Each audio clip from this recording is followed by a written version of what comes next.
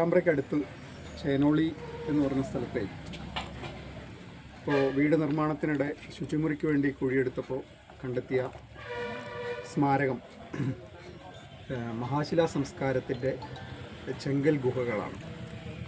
ഈ ഗുഹകളുടെ ഒരു പ്രത്യേകത എന്ന് പറഞ്ഞാൽ സാധാരണഗതിയിൽ കൂടുതലായും കാണുന്നത് ഒറ്റ അറയുള്ള ഗുഹകളാണ്.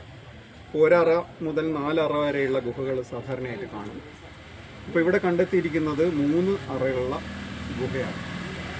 അപ്പോൾ ഈ ഗുഹയുടെ ഒരു പ്രത്യേകത എന്ന് പറഞ്ഞാൽ സാധാരണ പൊതുവെ കാണുന്നത് ചെങ്കൽ ഗുഹകളുടെ കവാടം ചെങ്കൽ പാളി വെച്ചിട്ട് അടയ്ക്കുന്ന ഒരു രീതിയാണ്. പക്ഷേ ഇവിടെ നമ്മൾ ഉപയോഗിച്ചിരിക്കുന്നത്, ഇവിടെ കാണുന്നത് കരിങ്കല്ലിൻ്റെ പാളി കൊണ്ട് അടച്ചു വെച്ചതാണ്. ഇപ്പോൾ സാധാരണയായിട്ട് ഇപ്പോൾ നമുക്ക് ഇതുപോലുള്ള 1-2 സ്ഥലങ്ങളിൽ നിന്ന് മാത്രമേ നമുക്ക് കരിങ്കല്ല് കൊണ്ടുള്ള പാളിയുള്ള ഗുഹ കണ്ടെത്തിയിട്ടുള്ളൂ. അപ്പോൾ ഇത് സാധാരണയിൽ നിന്ന് വ്യത്യസ്തമായിട്ട് ഇതിൻ്റെ ലേഔട്ട്, അതിൻ്റെ ഒരു വിന്യാസം ഒരു പ്രത്യേകതയുള്ളതാണ്. കാരണം 3 അറകളുള്ള ഗുഹ എന്ന് പറയുന്നത് സാധാരണ 2 ഓപ്പോസിറ്റ് സൈഡിലും ഒന്ന് നേരെ കാണുന്ന രീതിയിലാണ് ഉണ്ടാവുക. പക്ഷേ ഇത് നേരെ മറിച്ച് ഇവിടുത്തെ പാറയുടെ പ്രത്യേകത കൊണ്ടാണ് ഒരു പ്രത്യേക രീതിയിൽ ഒരു എൽ ഷേപ്പിലാണ് ഈ 3 അറകളും വിന്യസിച്ചിരിക്കുന്നത്. അപ്പോൾ ഇതിൻ്റെ മുമ്പിലുള്ള ചേംബർ എന്ന് പറയുന്നത് കുറച്ച് നീളത്തിലുള്ള റാമ്പ് പോലെ നടന്നു പോകാവുന്ന രീതിയിലാണ് കൊത്തി ഉണ്ടാക്കിയത്. അതിൻ്റെ പകുതി ഭാഗം ഇപ്പം തറ നിർമ്മിച്ചതുകൊണ്ട് നമുക്ക് കണ്ടെത്താൻ പറ്റിയിട്ടില്ല. ഇപ്പോൾ ഈ അറയിൽ ഒന്ന് നേരത്തെ തന്നെ ആളുകൾ കണ്ട സമയത്ത് തന്നെ തുറന്നപ്പോൾ അതിൽ മൺപാത്രങ്ങളൊക്കെ കണ്ടിരുന്നു. അപ്പോൾ നമ്മൾ ആ ചേംബർ പൂർണ്ണമായിട്ടും വൃത്തിയാക്കി ഒരു അറ ആദ്യം തുറന്ന് പരിശോധിക്കുകയാണ് ഉണ്ടായത്.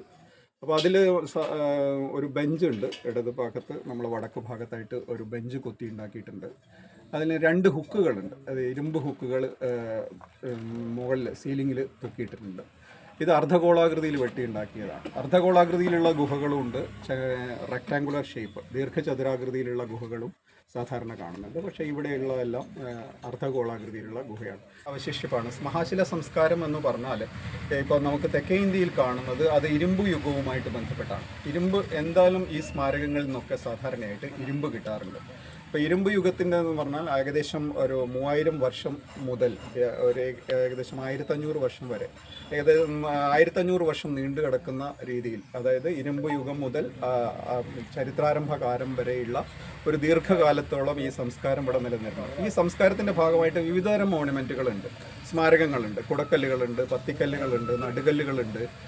ഇവിടെ ഈ അടുത്ത് പൈതോത്ത് എന്ന് പറഞ്ഞ സ്ഥലത്ത് മുമ്പ് കുറേയധികം കുടക്കല്ലുകൾ ഉണ്ടായിരുന്നു. അത് ഏകദേശം ഒരു 10 വർഷത്തിന് മേലെ ആയിട്ടുണ്ടാവും. അതെല്ലാം തകർത്ത് കളയാണ് ഉണ്ടായത്. അപ്പോൾ അവിടെയും ചെങ്കൽ ഗുഹകളുണ്ട്. ഇവിടെ പേരാമ്പ്ര അരിക്കുളം ഭാഗത്ത് കാളിയത്ത് മുക്കിലൊക്കെ ഇതുപോലുള്ള ഗുഹകളുണ്ട്. നമ്പ്രത്തുകര ആശ്രമത്തിൻ്റെ കോമ്പൗണ്ടിനടുത്ത് ധാരാളം ഗുഹകൾ ഇപ്പോഴും തുറന്നു കിടക്കുന്നുണ്ട്. അപ്പോൾ ഈ മറ്റ് സ്മാരകങ്ങൾ, അപ്പോൾ നന്നങ്ങാടികളൊക്കെ സാധാരണയായിട്ട് ഇവിടെ കാണും. ഇത് ഒരു പ്രദേശത്ത് ഒന്ന് മാത്രമൊന്നുമല്ല ഉണ്ടാവുക, സാധാരണ കുറേ അധികം ഉണ്ടാവും. ഉറപ്പുള്ള ചെങ്കൽപ്പാറകളിൽ വെട്ടിയുണ്ടാക്കുന്ന ഈ ഗുഹകൾ നമുക്ക് തൃശ്ശൂർ മുതൽ അങ്ങ് കാസർഗോഡ് വരെയുള്ള കേരളത്തിൻ്റെ ഭാഗങ്ങളിലാണ് കാണുന്നത്. അത് തെക്കോട്ട് കാണുന്നില്ല. വയനാടൻ പ്രദേശത്തും ഇത് കാണുന്നില്ല. കാരണം എന്താണെന്ന് വെച്ചാൽ അതിന് ഉറപ്പുള്ള ചെങ്കൽപ്പാറയുടെ ലഭ്യതയ്ക്കനുസരിച്ച് മാത്രമാണ് ഇത്തരം സ്മാരകങ്ങൾ ഉണ്ടാക്കുന്നത്. ഈ സ്മാരകങ്ങൾ ഉണ്ടാക്കി അതിനകത്ത് പരേതൻ്റെ അസ്ഥികളും, അതായത് ഇത് സെക്കൻഡറി ബറിയൽ അല്ലെങ്കിൽ ഫ്രാക്ഷണൽ ബറിയൽ എന്നാണ് പറയുക. ആ ഒരു ബോഡി പൂർണ്ണമായിട്ട് വെക്കില്ല, അഴുകാനോ അല്ലെങ്കിൽ ദഹിപ്പിച്ചോ ശേഷം അതിൽ നിന്ന് കുറച്ച് അസ്ഥികൾ മാത്രം പെറുക്കി ഇതിനകത്ത് പാത്രങ്ങളിലാക്കിയോ അല്ലെങ്കിൽ സാധാരണ ബെഞ്ചുകളിൽ പൊതുവെ ഇട്ട രീതിയിലോ നമുക്ക് കിട്ടുന്നുണ്ട്. അതിൻ്റെ കൂടെ അവർ ഇരുമ്പായുധങ്ങൾ വയ്ക്കും. പിന്നെ ചില സ്ഥലങ്ങളിൽ നിന്ന് കന്മുത്തുകൾ കിട്ടാറുണ്ട്. കന്മുത്തുകൾ എന്ന് പറഞ്ഞാൽ കോമൺ ആയിട്ട് കിട്ടുന്ന കന്മുത്ത് കാർണീലിയൻ എന്ന് പറയുന്ന ഒരു സ്റ്റോണാണ്. അതിൻ്റെ മേലെ അലങ്കാര പണികൾ ഉണ്ടാവും. കൂടാതെ വെള്ളാരങ്കല്ലിലുള്ള മുത്തുകളും ഉണ്ടാവും. ഇവിടെ മുത്തുകൾ ഉണ്ടോ എന്നുള്ളതൊക്കെ ഇനി പരിശോധിച്ചാൽ മാത്രമേ നമുക്ക് മനസ്സിലാവൂ. ചില സൈറ്റുകളിൽ നിന്ന് അപൂർവമായിട്ട് നമുക്ക് ധാന്യങ്ങൾ കിട്ടാറുണ്ട്. നെല്ല് പോലുള്ള ധാന്യങ്ങളുടെ അവശേഷിപ്പുകളും കിട്ടാറുണ്ട്. ഇതാണ് പൊതുവിൽ ഈ സംസ്കാരത്തിൻ്റെ, ഈ മഹാശില സംസ്കാരത്തിൻ്റെ ഒരു രീതി. ഇപ്പോൾ റീസെൻ്റ് ആയിട്ടുള്ള നമ്മളെ പഠനങ്ങൾ തെളിയിക്കുന്നത് തമിഴ്നാട്ടിലുള്ള ചില മഹാശിലാ സ്മാരകങ്ങളുടെ ഡേറ്റിംഗ് പോകുന്നത് ശരിക്കും സൈന്ധവ സംസ്കൃതിയോളം, അതായത് ഇൻഡസ് വാലി സിവിലൈസേഷൻ എന്ന് പറയുന്ന അല്ലെങ്കിൽ ഹരപ്പൻ കൾച്ചർ എന്ന് പറയുന്ന ആ കാലത്തോളം നീണ്ടു കിടക്കുന്നുണ്ട്. അപ്പം മതങ്ങളുടെ രൂപീകരണത്തിനൊക്കെ മുമ്പ് തന്നെ ഉള്ള ഒരു സംസ്കാരമായിട്ട് വേണം നമുക്കിതിനെ കാണാം. മാത്രമല്ല ഇത് ഇവിടെ മാത്രമുള്ള ഒരു പ്രത്യേകതയല്ല. ലോകത്താകമാനം പല സ്ഥലങ്ങളിലായിട്ട് ഈ സംസ്കാരം ഇങ്ങനെ ചിതറിക്കിടക്കുന്നുണ്ട്. പക്ഷേ കാലം ഒന്നല്ല എന്ന് മാത്രമേ ഉള്ളൂ. അപ്പോൾ അതുകൊണ്ട് തന്നെ ഇതിനെ ഒരു മതവിഭാഗവുമായിട്ട് നമുക്ക് ബന്ധിപ്പിക്കാനേ കഴിയില്ല. ങ്ങളിലും ഒരുപോലെയല്ല ഈ സ്മാരകങ്ങൾ ഉണ്ടാക്കുന്നത്. കാരണം അതിന് പ്രാദേശികമായ വകഭേദങ്ങളുണ്ടാവും. പൊതുവിൽ ഒരു രീതി പിന്തുടരുന്നുണ്ടെങ്കിൽ പോലും ചെറിയ ചെറിയ റീജിയണൽ വേരിയേഷൻസ് ഇത്തരം സ്മാരകങ്ങൾക്ക് ഉണ്ടാവും. അപ്പോൾ അതിൽ ചില സ്ഥലങ്ങളിൽ ഇപ്പോൾ നല്ലൂരിൽ നമുക്ക് നന്നങ്ങാടിയുടെ കൂടെ ഒരു വലിയ ഉരുണ്ട കല്ലാണ് കിട്ടിയിരിക്കുന്നത്. അത് പെരിങ്ങാശ്ശേരി എന്ന് പറയുന്ന ഇടുക്കിയിലെ ഒരു സ്ഥലത്ത്, ഇടുക്കി ജില്ലയിലെ ഒരു സ്ഥലത്ത് നന്നങ്ങാടിക്കകത്തുനിന്ന് ചെറിയ സ്റ്റോൺ സ്ലാബാണ് കിട്ടിയിരിക്കുന്നത്. ഇവിടെയും അതുപോലെ ചെറിയ ഒരു സ്റ്റോൺ സ്ലാബ് ഇതിൻ്റെ മധ്യത്തിലായിട്ട് വെച്ചിട്ടുണ്ട്. അത് എന്തിനാണ് എന്ന് നമുക്ക് കൃത്യമായിട്ട് പറയാൻ പറ്റില്ല. പക്ഷേ ഏതെങ്കിലും തരത്തിലുള്ള ശവസംസ്കാരവുമായി ബന്ധപ്പെട്ട ഒരു ചടങ്ങുമായി മാത്രമേ നമുക്കതിനെ ബന്ധിപ്പിക്കാൻ പറ്റുള്ളൂ. 10ഓളം തരം നമ്മളെ പഠനാവശ്യങ്ങൾക്ക് വേണ്ടി തന്നെ തരംതിരിച്ചിട്ടുണ്ട്. അതിൽ മറയൂർ ഭാഗത്ത് കാണുന്നതിനാണ് മുനിയറ അല്ലെങ്കിൽ ഡോൾമൻ എന്ന് നമ്മൾ പറയുന്നത്, മേശക്കല്ല് എന്ന് പറയും. അത് കൽപ്പാളികൾ പാറയുടെ മുകളിലേക്ക് കെട്ടിയുണ്ടാക്കിയ സ്മാരകങ്ങളാണ്. ഇതേ സ്മാരകം തന്നെ മണ്ണിനടിയിൽ കുഴിച്ചിട്ടാൽ നമ്മൾ അതിൻ്റെ പേര് മാറുന്നത് മാത്രമേ ഉള്ളൂ. സ്മാരകങ്ങൾ ഒന്ന് തന്നെയാണ്. അതിന് സിസ്റ്റ് ബറിയൽ എന്ന് പറയും, പെട്ടിക്കല്ലറ എന്ന് പറയും. ഇത് രണ്ടും അല്ലാത്ത ഒന്നുണ്ട്, പകുതി മണ്ണിനടിയിലും പകുതി മണ്ണിന് മുകളിലും. അതിന് ഡോൾമനോയിഡ് സിസ്റ്റം എന്ന് പറയും. അപ്പോൾ ഇതൊക്കെ ഒരേ വിഭാഗത്തിൽ പെടുന്നതാണ്. പക്ഷേ അതിൻ്റെ പ്ലേസ്മെൻറ്റ് എങ്ങനെയാണോ അതിനനുസരിച്ച് നമ്മൾ പുതിയ ഓരോ പേരുകൾ കൊടുത്തു എന്ന് മാത്രമേ ഉള്ളൂ. ചിത്രപ്പണികൾ അങ്ങനത്തെ എന്തെങ്കിലും ഇതിനകത്ത് കൂടുതലായിട്ടുണ്ടോ?